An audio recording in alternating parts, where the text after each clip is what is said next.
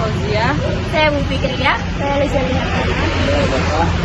Untuk materi yang akan disampaikan oleh Bapak. Partai Komunis Indonesia atau bisa disingkat PKI berawal dari Indonesia Social Democracy Vereniging yang didirikan pada 1914 oleh Johannes Sneevers, seorang markis Belanda.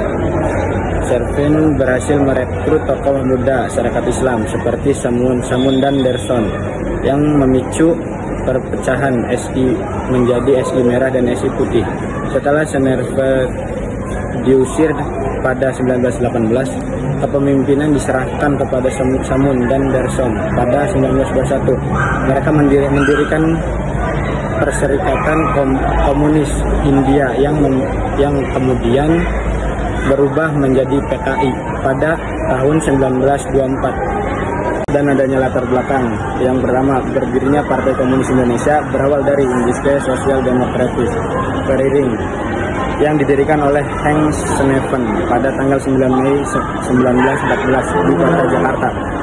Ideologi yang kedua, ideologi Partai Komunis Indonesia menganut ideologi Marxisme komunisme. Yang ketiga, Persatuan Politik Partai Indonesia dan Tentara Nasional Indonesia memiliki perbedaan politik.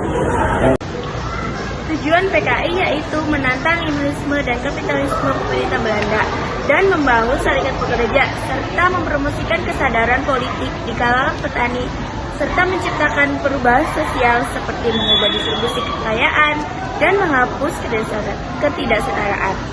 Saya ide-ide PKI.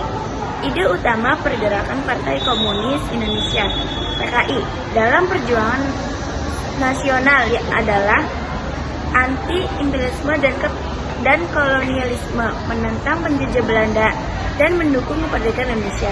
Keadilan sosial dan ekonomi, yaitu memperjuangkan pemerataan ekonomi dan hak buruh serta petani. Yang ketiga, perjuangan kelas, yaitu menentang kapitalisme dan mendukung revolusi untuk menciptakan masyarakat tanpa kelas. Perkembangan Partai Komunis Indonesia dapat dibagi menjadi beberapa periode, yaitu yang pertama tahun 1920 sampai 1926, pembentukan Partai dan Perjuangan melawan teror putih pertama. Yang kedua tahun 1926 sampai 1945, 20 tahun di bawah tanah dan front anti-fasis. Yang ketiga pada tahun 1945 sampai 1951, revolusi Agustus dan perjuangan melawan teror putih kedua 1951 sampai seterusnya, perluasan front persatuan dan pembangunan partai. Adapun tokoh-tokoh yang dikenal, yaitu ada Lutful Arif, Den Aidit, Munawar Muso, Semaun, Sudisman, Syekh Muhammad Uzman, Lukman Joto, dan Khairul Saleh. Kesimpulannya adalah Partai Komunis Indonesia berkembang sejak 1914 sebagai kekuatan anti kolonial, namun mengalami kegagalan dalam pemberontakan besar, termasuk di Madiun pada 1948 di bawah DN Aidit.